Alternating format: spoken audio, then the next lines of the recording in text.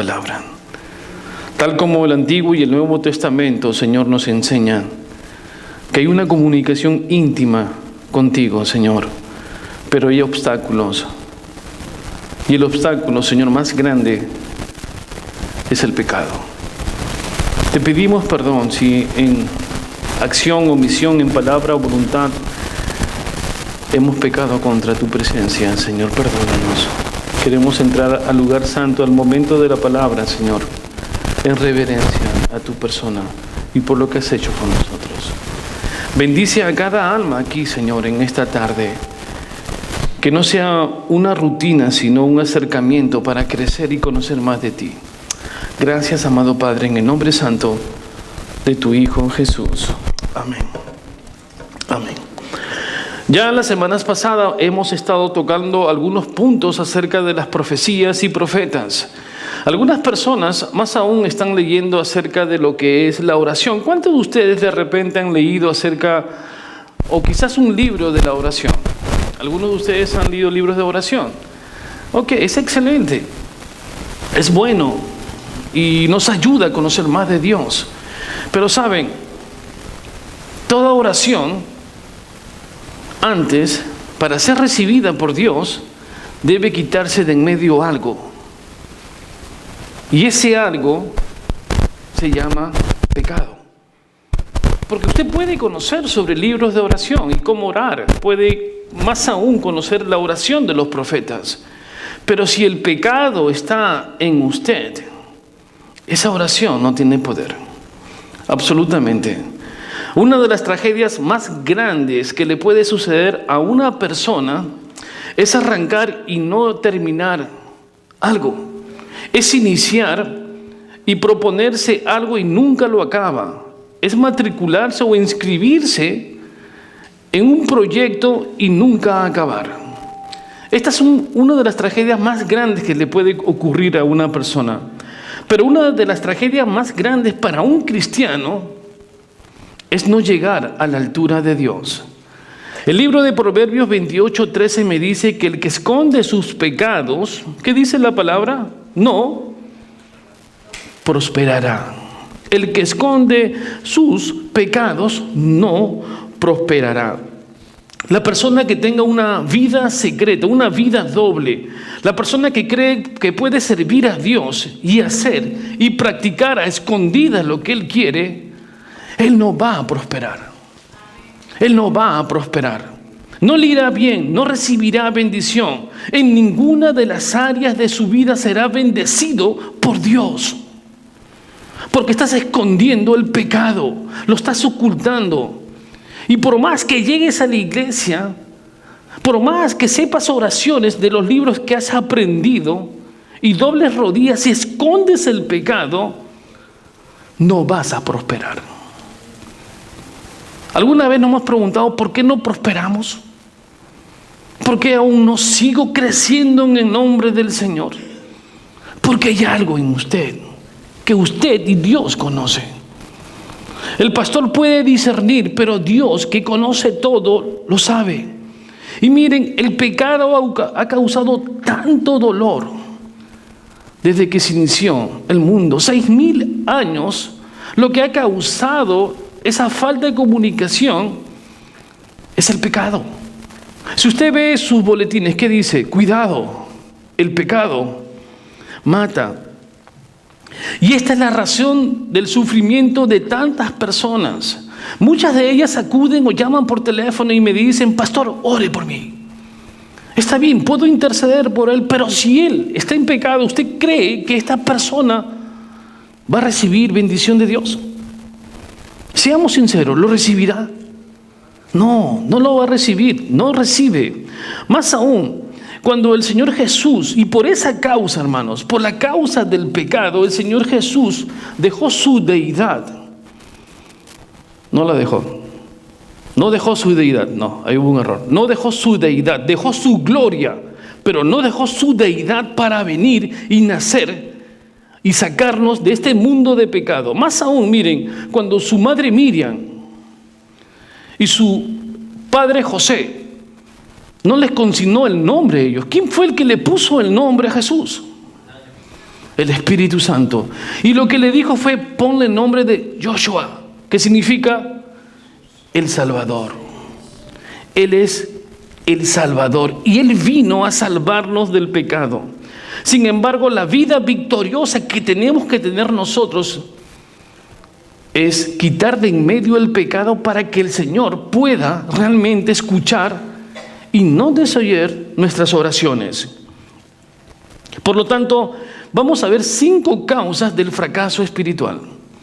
5 causas por las cuales muchos de nosotros tenemos muchos problemas. 5 causas por las cuales a veces el cristiano no crece espiritualmente. La iglesia en el siglo XXI, en el mundo posmoderno, tampoco crece. Y hay que conocer que estas causas son vertientes básicas que aparecen en la palabra de Dios. Esta palabra me indica cuáles son las causas por las cuales una persona no crece, no se desarrolla, no conoce más de Dios, no tiene bendición y siempre tiene una vida de caos, de confusión, de torpeza intelectual en el aspecto teológico. Y saben, algunas personas se creen eruditos en la parte teológica. ¿Usted no ha comentado con alguien? A veces usted le dice: bueno, vamos, ¿usted conoce acerca de la salvación? Y ellos pueden hablarle quizás un par de horas ahí. Pero puedes conocer de teología, pero si tú tienes pecado en tu corazón, Dios nunca te va a escuchar. Ahí hay un peligro. Hermano, la primera causa del fracaso espiritual es que no sabemos qué es la santidad de Dios. Para conocer a Dios hay que saber que Dios es ¿qué? Es santo, y no solamente es santo, sino que es la esencia, la propia esencia de Dios es su santidad. Mire, en Isaías 6 dice: santo, santo, santo es el Señor. 3 veces este atributo se manifiesta, 3 veces, no se repite justo, justo, justo. No se repite misericordioso, misericordioso, misericordioso. Se dice santo, santo, santo, porque esa es la esencia de Dios. Esa es la esencia de Dios, la santidad. Por lo tanto, la ira de Dios, vertida desde el punto de vista de su santidad, es santa. El amor de Dios es santo. Su misericordia por nosotros es santa. Y en eso encontraremos entonces nosotros que en esta santidad tenemos que presentarnos ante el Señor santos también. Y eso hace que muchas personas, al desconocer la santidad de Dios, vivamos una vida doble. Pero si tú conocieras que esa santidad de Dios, esa esencia que puede pintar todos los atributos de Dios, siempre va a tener un nombre delante: santo es el Señor, santo. Y si tú lo tienes en tu corazón, plasmado ahí, con el dedo de Dios, sabiendo que tienes un Dios santo, tú te inclinarías también a ser santo como Él es santo. Pero muchas veces no lo hacemos. Hacemos burla a la santidad de Dios. Creemos que esto es un juego, que podemos venir y escuchar prédicas, emocionarnos y subirnos encima en la banca y tirarnos al piso. Pero no eres santo y estás en pecado. Dios se aparta de ti. Hermanos, tenemos que ver con cuidado esta vida, tu vida, la mía. La palabra santo significa apartado, separado. En el original se dice kadosh, significa separado, apartado. ¿Para quién? Para Dios. ¿Y Dios qué va a hacer con tu vida? Te va a dar bendición. Él dice que te dará bendición. Y nosotros tenemos que entender que comprendiendo este primer punto acerca de la santidad de Dios, podemos conocer que Dios no acepta el pecado. Quiero que vayan al libro de Habacuc para que vean lo que el Señor nos dice en Habacuc 1:13. En Habacuc 1:13. El Señor no puede ver el pecado, no lo puede ver. Dice Habacuc 1:13: muy limpio eres de ojos para ver el mal, ni puedes ver el agravio. ¿Por qué ves a los menospreciadores y callas cuando destruye el impío al más justo que él? Muy limpio eres de ojos. El Señor, en su santidad, Él ve solamente con ojos santos. El libro de Habacuc me dice que eres muy limpio de ojos. Por lo tanto, nosotros tenemos que ver que por más que acontezca lo que pueda pasar con nuestras vidas, el Señor ha de dejar su gloria, no su deidad, Él que soportó por nosotros groserías e insultos, amenazas y un juicio injusto. Él fue golpeado, escupido, lo agarraron a latigazos y fue hasta la cruz del Calvario para pagar un precio que usted no podía pagar. Él lo hizo porque Él quería, y el Dios que Él tiene, o sea, su Padre, es santo. Y Él vino a pagar el precio que nosotros no podíamos pagar. Y muchas veces no tomamos en serio esa acción que el Señor hizo en la cruz del Calvario. Y si no lo tomamos en serio, hermanos, miren el cuidado que tenemos que tener. Dios no perdonó a su Hijo. No lo perdonó, sino que toda la ira de Dios cayó ¿sobre quién? Sobre Él. Ahora vean, ¿usted cree, usted piensa o alguna vez ha creído que puede usted pisotear el nombre de Dios? ¿Puede creer eso? Es un peligro, hermanos, pisotear el nombre de Dios. Si Él no perdonó a su Hijo y toda la ira cayó sobre Él, ¿cómo usted cree que puede ahora decir, yo no necesito de Dios? Déjame Dios, yo tengo mis reglas, tengo mi vida, tengo mi casa, tengo mi pensamiento, así que si murió tu Hijo en la cruz, excelente para mí, porque yo creo que ya tengo las puertas abiertas al cielo. Eso es blasfemia. ¿O no es así? Tú no puedes desperdiciar por nada la acción que el Señor hizo en la cruz del Calvario. No lo puedes hacer. El libro de Hebreos, y quiero que me acompañen al libro de Hebreos, al capítulo 10, 29. Dice la palabra de Dios: ¿cuánto mayor castigo pensáis que merecerá el que pisoteare al Hijo de Dios? ¿Cuánto? Y tuviere por inmunda la sangre del pacto, en la cual fue santificado, e hiciere afrenta al Espíritu de gracia. Este pasaje, hermano, me dice, ¿cuánto mayor castigo pensáis que usted, no usted, pero aquel que blasfeme en nombre de Dios, pisotee su sangre y diga, no me interesa, Dios no existe, cree que va a caer sobre él? Es claro, hermanos, el libro de Hebreos es claro. Él me está diciendo que debo respetar, debo amar la santidad de Dios, la santidad de Dios. La Biblia dice que debemos ser santos porque solamente siendo santos podemos ver la gloria de Dios. ¿Cómo estamos en esta parte con nosotros? En este primer punto, en esta primera causa acerca de lo que es la vida espiritual. ¿Cómo está tu santidad con Dios?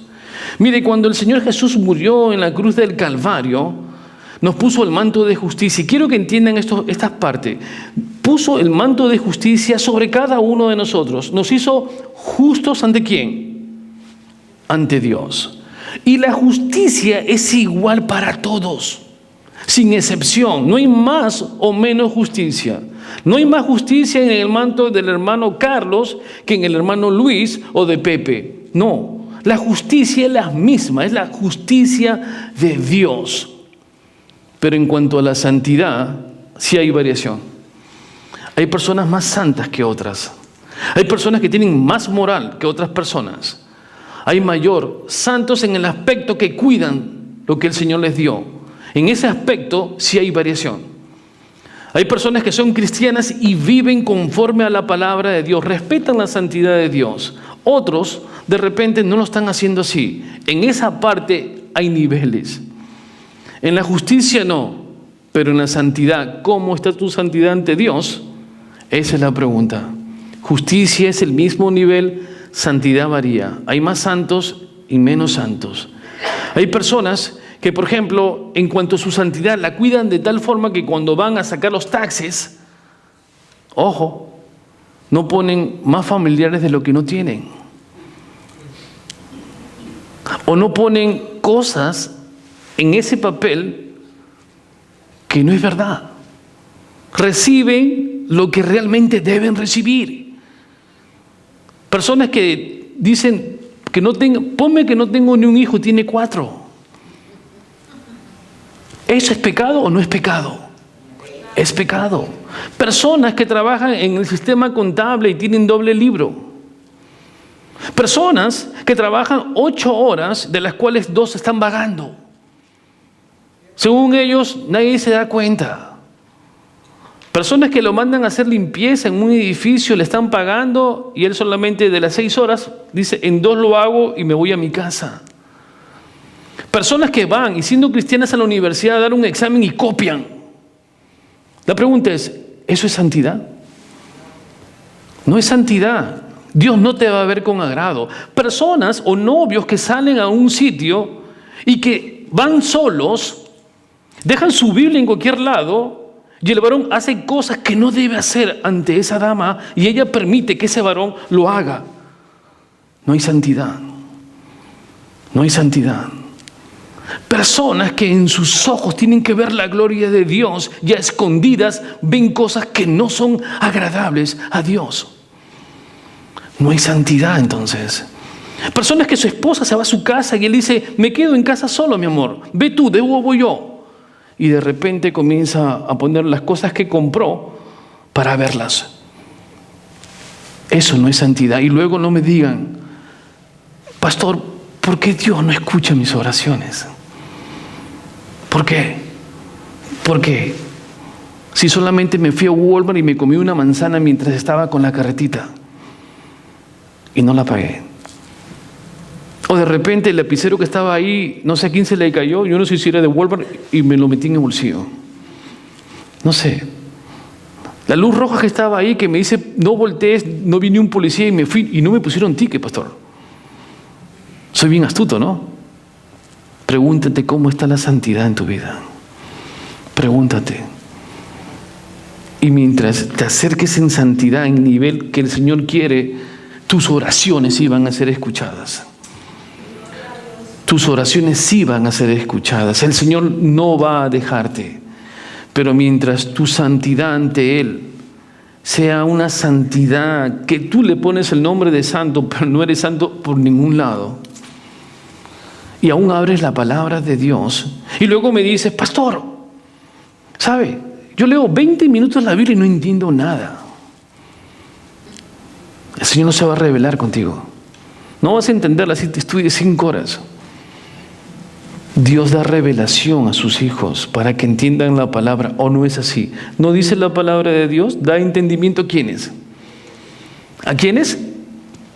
A los niños, para que puedan entender la palabra. Señor, o me dicen, pastor, me quedo dormido cuando estoy leyendo la palabra. La Biblia pesa mucho y me cae en la cabeza. No sé qué hacer. Busca la santidad de Dios. Hermanos, busquen la santidad de Dios. Pueden saber de oración, pero sin santidad nadie verá a Dios. Mire, puede ser que el que habla tenga todos los títulos habidos y por haber de teología y haya predicado a millones de personas y haya alcanzado a los pies del Señor 100 millones de personas. Sea un erudito y haya escrito muchos libros, pero no soy santo. ¿Usted cree que todo lo que hice, las diplomas y los 100 millones de personas a los pies, he viajado por el mundo haciendo misiones y de mi dinero he otorgado a otros, creen que yo podré ver a Dios? Dígame, ¿sí o no? Porque no soy santo. No importa tu nivel intelectual, teológico, tu nivel de PhD, no interesa ante el Señor.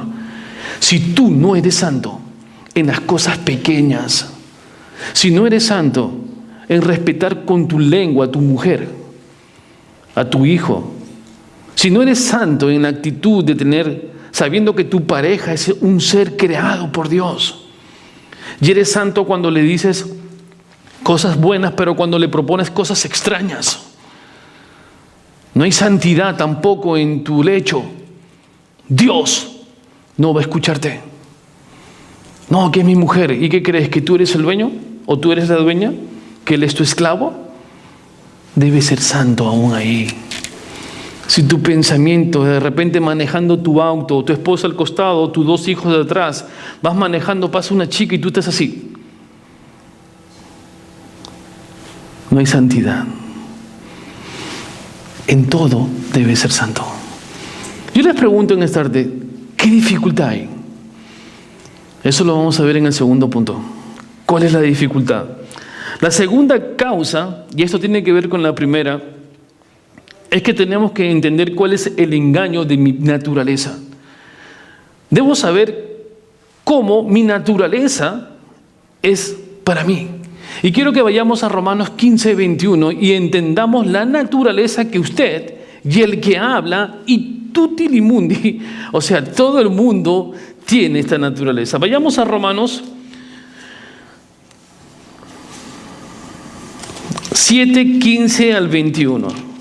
Dice la palabra de Dios, porque lo que hago no lo entiendo. Hermanos, antes de leerlo, escúchenme, obsérvenme por favor. Quiero preguntarles, el que está escribiendo aquí, ¿quién es? Pablo, el terrible, el león, el fuerte, el apóstol que después de Jesús es el que sufrió más por el evangelio. Estuvo a punto de morir muchas veces, apedreado, arrastrado, lo sacaron con una canasta. Es el más fuerte. Escribió teología en el libro de Romanos. Ahora vean lo que él escribe. Él, un cristiano a la altura que dice que hizo más milagros en el libro de Hechos que cualquiera, pero a él no le importa si otros se enteran o no. Él lo hizo en el nombre de Dios. Un grande en el aspecto espiritual. Él escribe esto y usted va a decir, wow, ¿cómo lo escribe? Y entonces se dice, porque sabemos que la ley, en el 15, porque lo que hago no lo entiendo, pues no hago lo que quiero, sino lo que aborrezco, eso hago. Y si lo que no quiero, esto hago, apruebo que la ley es buena. De manera que ya no soy yo quien hace aquello, sino el pecado que mora. ¿No escuché? Entonces, ¿en usted qué mora? Quiero que entendamos esto bien. Y muchas personas no lo entienden, pero la palabra de Dios me dice que el pecado que mora, ¿dónde? En mí. Entonces, pregúntenme, no, eso es en las clases. Vamos a entender, entonces, ¿para qué Jesús murió en la cruz del Calvario? Si el pecado mora en mí. ¿Por qué murió en la cruz del Calvario? Si aún tengo pecado, tal como lo dice Pablo, y es cierto, ese es mi hombre natural. Él pagó ¿qué? Las consecuencias del pecado. Las consecuencias del pecado. Pero la carne aún está en ti. La maldad del hombre está en ti. Esa maldad es la que tú tienes que crucificar día a día. Crucificarla. Esa maldad va a estar ahí hasta que tengas 80, 90 años y sus ojitos estén así. El hombre va a tendencia ¿a qué? A pecar. Siempre y cuando no lo sujetes, vas a pecar. Vas a pecar. En mi país veía en esa época, en los 70, 75, esas películas solamente para adultos. No había en esa época CDs ni lo que hay ahora en toda la multimedia. Y entonces, cuando pasaba a comprar el pan, ancianos, con edad de ¿cuánto? 75, 80, viendo las películas y con su periódico así. O sea, tú no los veías, ¿no está? Hermanos, no importa la edad, la maldad está en ti. Crucifícala. Crucifícala. Si un varón de repente está en su auto y hace frío y ve una hermana, lo que tiene que hacer es no la suba al auto. El enemigo es astuto. Espera, llama al taxi y le dices, mira, voy a esperar a que venga el taxi y vas a tu casa. ¿Qué pasa si de repente sube su auto? Sabiendo este pasaje bíblico, hace frío y justo tiene el nombre que te hace recordar a tu primera enamorada. Y estás así y con tu música romántica y justo ponen ahí una de Roberto Carlos. Yo te recuerdo, algo está pasando aquí, pero no es lo correcto. Evita el pecado, evítalo. Hermanos, Esto no es un juego, es real. Aquí está el pecado, mora en mí. Pero muchas veces dejo que partecitas salgan, ¿no? Como les dije alguna vez, el pecado, ¿dónde está crucificado? Allá. Así está, crucificado. El pecado está crucificado. Mi carne está crucificada, pero de repente es viernes. Y una pierna... ¿Qué pasó? Si es mi carne, entonces lo que usted va a hacer, si esa se mueve, con esta de acá le pone el clavo, ¡plá! Listo, ahí te quedas. Ahí está. ¡Bing! Ahí te quedas. Crucificado. Y aquí no hay nada de que yo de repente... Hay personas que pueden decir que delante de Dios no hacen nada. Es cierto, no es divorciado, no habla malas palabras, es un caballero, siempre atento y al servicio. Una persona que puede llegar hasta la altura de una bondad increíble. Hay muchas de ellos, usted las conoce seguro. Pero dentro de esas personas también hay maldad. Por eso nosotros debemos tener consciente que el hombre siempre tiene su naturaleza aquí. El Señor pagó, recuerden, ya sabemos eso. ¿Qué pagó? Las consecuencias del pecado. Y la consecuencia que era la separación del Padre. Él pagó las consecuencias, pero reconoce que aquí hay maldad. Miren, si yo les pregunto eso, ¿hay maldad en su corazón? Cuando alguien le hace algo, cuando era pequeño decía, ojalá que te chenque el tren. Sí, decía, ¿no? Hay personas que lo guardan y te miran, una cara de bueno te ven. Hermanos, hay maldad. Pero cuando sabemos y reconocemos que hay maldad en nosotros, tú le dices, Señor, crucifica mi carne. Señor, quiero crucificar mi carne. Quiero estar crucificado contigo y quiero llevar mi cruz. Cuando la palabra de Dios dice, lleva tu cruz, ¿qué está diciendo? ¿Lo han entendido? ¿Que una maderita y usted va así con su cruz? No. ¿Qué es lo que está diciéndome? Crucifica tu carne y ven y sígueme. Ahora no vayas a pensar que crucificas ahí, la carne te está llevando. No. La carne lo único que va a hacer, ¿qué es? Que nos apartemos de la palabra del Señor y de su vida plena del Señor. El tercer punto es no tener temor de Dios. No tener temor de Dios.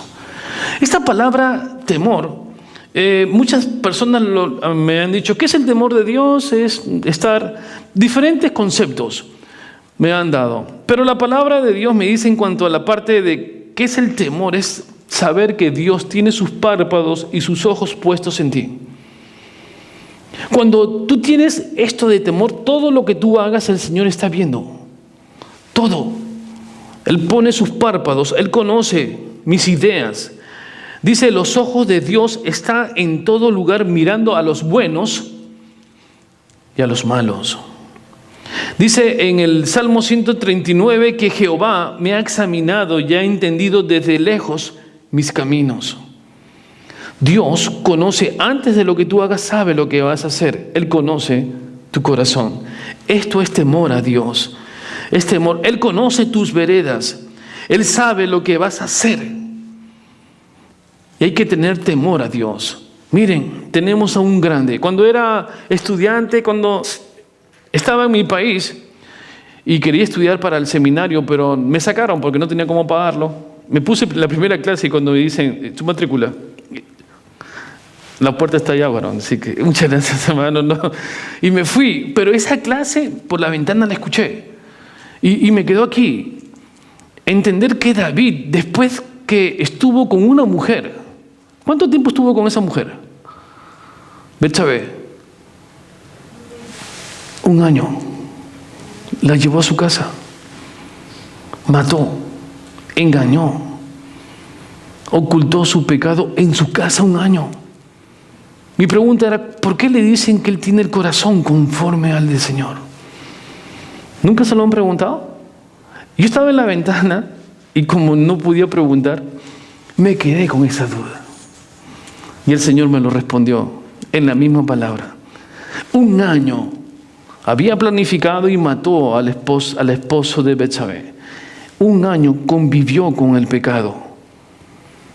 ¿Tenía temor de Dios? Miren, ¿A quién envió Dios para que hablase con David? A Samuel. Y lo confrontó y le puso la parábola que ustedes ya saben. Y él dice que inmediatamente él se acepta lo que él hizo, acepta. Y le dice: Señor, he pecado contra el cielo y contra ti. Señor, ten misericordia de mí, que no lo volveré a hacer más. Pidió perdón.